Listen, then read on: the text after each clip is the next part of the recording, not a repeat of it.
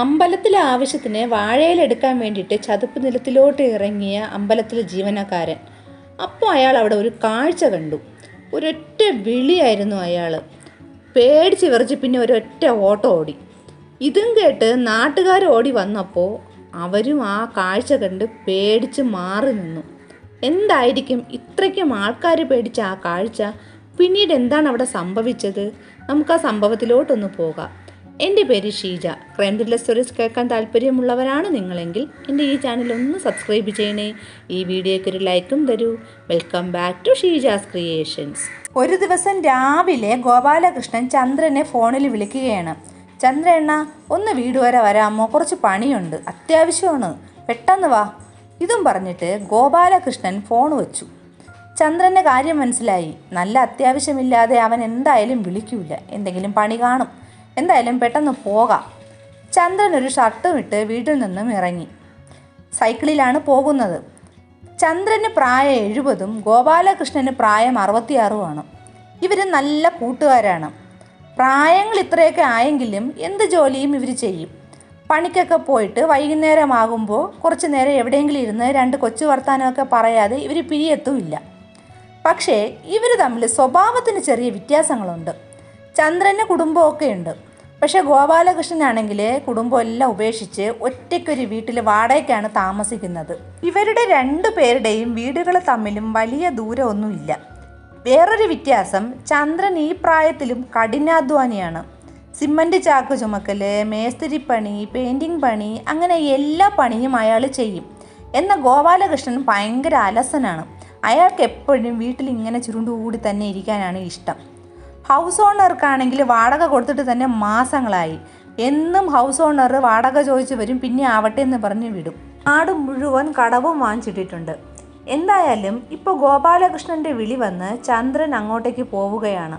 സൈക്കിളിലാണ് പോകുന്നത്. പക്ഷെ സമയം ഒത്തിരി കഴിഞ്ഞിട്ടും ഗോപാലകൃഷ്ണൻ്റെ വീട്ടിൽ ചന്ദ്രൻ എത്തിയില്ല. നേരെ ഇരുട്ടി തുടങ്ങി. അവസാനം രാത്രി ഒരു 8-9 മണിയുമായി. ഗോപാലകൃഷ്ണനും ചന്ദ്രൻ്റെ ബന്ധുക്കളും എല്ലാവരും ഇങ്ങനെ നാട് മുഴുവൻ തപ്പുകയാണ് എവിടെ പോയി എന്ന്. ഗോപാലകൃഷ്ണന് സങ്കടം സഹിക്കാൻ വയ്യ. അയാൾ പറഞ്ഞു, ഞാനിവിടെ കുറച്ച് പണിക്ക് വേണ്ടി വിളിച്ചപ്പോൾ വരാമെന്ന് പറഞ്ഞതാണ്. ഈ ചന്ദ്രണ്ണൻ പിന്നെ എങ്ങോട്ട് പോയി? പോലീസും നാട് മുഴുവൻ അന്വേഷണം വ്യാപകമാക്കി.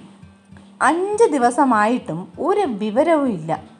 അപ്പോഴുണ്ട് 5-ാം ദിവസം തൊട്ടടുത്തുള്ള അമ്പലത്തിൽ ഒരു ജീവനക്കാരൻ അമ്പലത്തിലെ ആവശ്യത്തിന് വാഴയില മുറിക്കാൻ വേണ്ടി തൊട്ടടുത്തുള്ള ഒരു ചതുപ്പ് നിലത്തിലോട്ട് ഇറങ്ങി.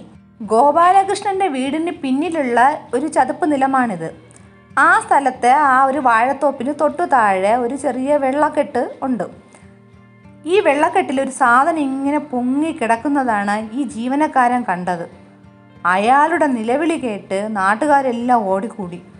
എല്ലാവരും നോക്കുമ്പോൾ അതൊരു തടിയോ മറ്റു സാധനമോ ഒന്നുമല്ല, ഒരു മൃതശരീരമാണ് ഇങ്ങനെ ആ വെള്ളക്കെട്ടിൽ പൊങ്ങി കിടക്കുന്നത്. എന്തായാലും പോലീസ് വിവരം അറിഞ്ഞെത്തി. ആ മൃതശരീരം എടുത്ത് കരയിലേക്കിട്ടു. അത് മറ്റാരുമല്ല, 5 ദിവസം മുൻപ് കാണാതെ പോയ ചന്ദ്രനാണ്. ചന്ദ്രൻ്റെ ബോഡി പരിശോധിച്ചപ്പോൾ കുറച്ച് മുറിവുകളൊക്കെ കാണാൻ കഴിഞ്ഞു. എന്തായാലും ബോഡി പോസ്റ്റ്മോർട്ടത്തിന് അയച്ചു. പോസ്റ്റ്മോർട്ടം റിപ്പോർട്ടും വന്നു. പോസ്റ്റ്മോർട്ടം റിപ്പോർട്ടിൽ വ്യക്തമായി പറയുന്നത് വെള്ളം കുടിച്ചുള്ള മരണമെന്നാണ്. പിന്നെ ഈ മുറിവുകളൊക്കെ ആ വെള്ളത്തിനടിയിൽ ചെറിയ ചെറിയ കല്ലുകളും പാറക്കഷ്ണങ്ങളൊക്കെ ഉണ്ടായിരുന്നതിൽ തട്ടി ഉണ്ടായത് എന്നാണ് പറഞ്ഞത്. എല്ലാവരും വിധി എഴുതി നടന്നു പോയപ്പോൾ കാല് വഴുതി വെള്ളത്തിലേക്ക് വീണു പോയതാവാമെന്ന്. ഏറെക്കുറെ പോലീസും അങ്ങനെ തന്നെയാണ് കരുതിയത്. പക്ഷേ പോലീസിന് ഒരു ചെറിയ സംശയം അപ്പോഴും അതിലുണ്ടായിരുന്നു. കാരണം ചന്ദ്രൻ്റെ സൈക്കിള് വച്ചിരിക്കുന്നത് റോഡ് സൈഡിലാണ്. ഇയാൾ മരിച്ചു കിടക്കുന്ന ഈ വെള്ളക്കെട്ടിൽ നിന്നും ഏതാണ്ട് 30 മീറ്റർ അകലത്തിലാണ് ഈ സൈക്കിൾ ഇരിക്കുന്നത്.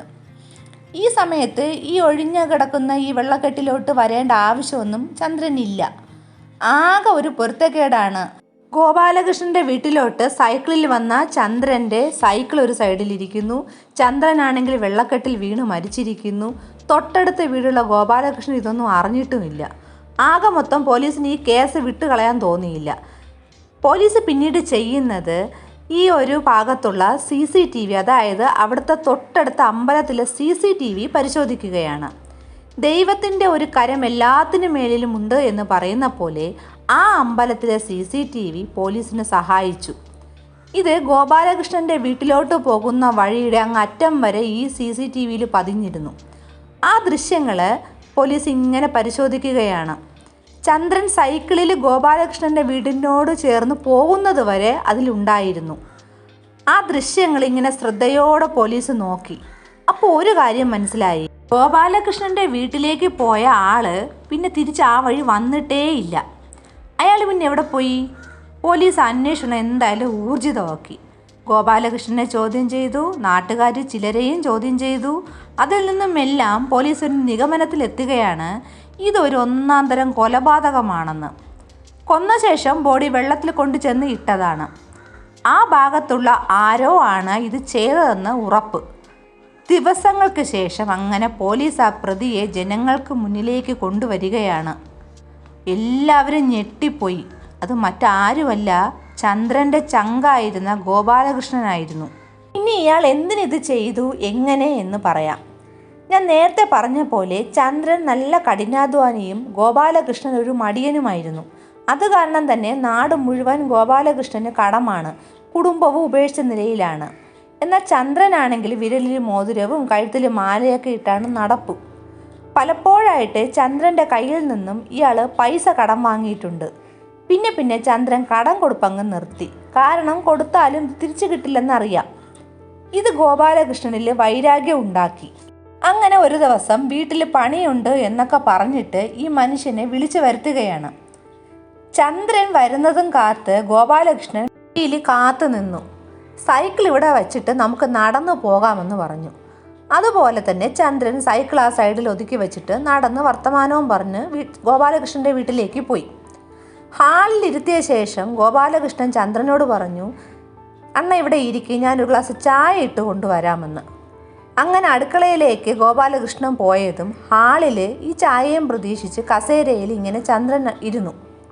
ചന്ദ്രൻ അറിയില്ലല്ലോ അവിടെ നടക്കാൻ പോകുന്ന കൊടും ചതിയെപ്പറ്റി. ഗോപാലകൃഷ്ണൻ നേരെ അടുക്കളയിൽ ചെന്നിട്ട് ഒരു പട്ടിക കഷ്ണം എടുത്തുകൊണ്ട് ഒളിപ്പിച്ച് പിന്നാലെ വന്ന് ചന്ദ്രൻ്റെ പിന്നിലങ്ങ് നിന്നു. പിന്നീട് ഒരു പറച്ചിലോ ഒന്നുമില്ല, ഒരൊറ്റ അടിയാണ് അയാളുടെ തല ലക്ഷ്യമാക്കിയിട്ട്.